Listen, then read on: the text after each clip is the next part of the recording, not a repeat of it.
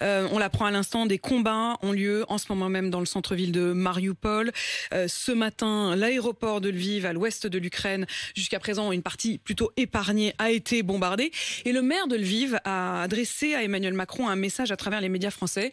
Il lui a dit hier: à chaque heure qui passe, des citoyens ukrainiens meurent et ces morts seront sur votre conscience. Est-ce qu'on va pouvoir continuer comme ça à faire la guerre sans la faire?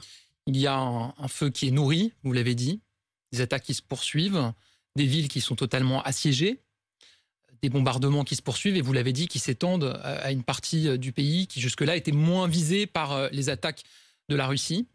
Et il y a toujours une détermination absolue de notre part, avec l'Union européenne, avec les alliés, à renchérir en permanence le coût de cette guerre pour qu'à un moment, c'est notre objectif, Vladimir Poutine soit obligé de revoir ses calculs.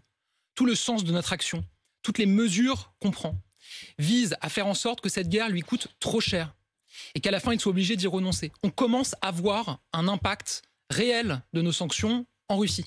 Le rouble a complètement dégringolé. La bourse de Moscou est fermée depuis maintenant plusieurs semaines. Vous avez des oligarques dont les avoirs ont été gelés. Et on voit qu'il y a des oligarques qui commencent à se retourner vers Vladimir Poutine en lui disant finalement, est-ce que ça vaut le coup ?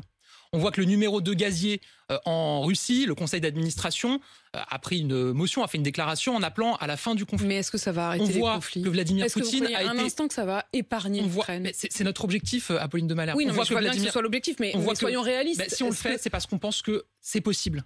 On voit que Vladimir Poutine a été obligé de fermer les réseaux sociaux, Facebook, Twitter, parce qu'il voyait qu'une contestation commence à se mettre en place sur place.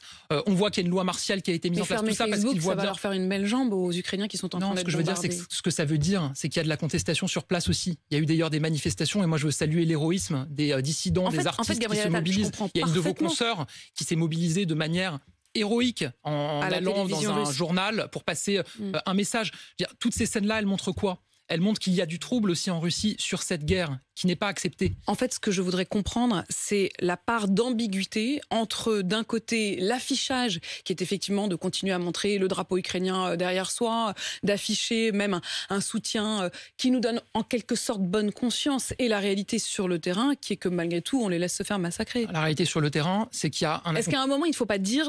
franchement les choses, on les laisse se faire massacrer. Apolline de Malherbe, la réalité sur le terrain, c'est qu'il y a un accompagnement humanitaire absolument massif. C'est qu'il y a un accompagnement aussi en termes d'équipement de défense. Il y a des échanges quasi quotidiens entre le président Zelensky, le président Macron, d'autres chefs d'État. Il fait état de besoins pour son armée.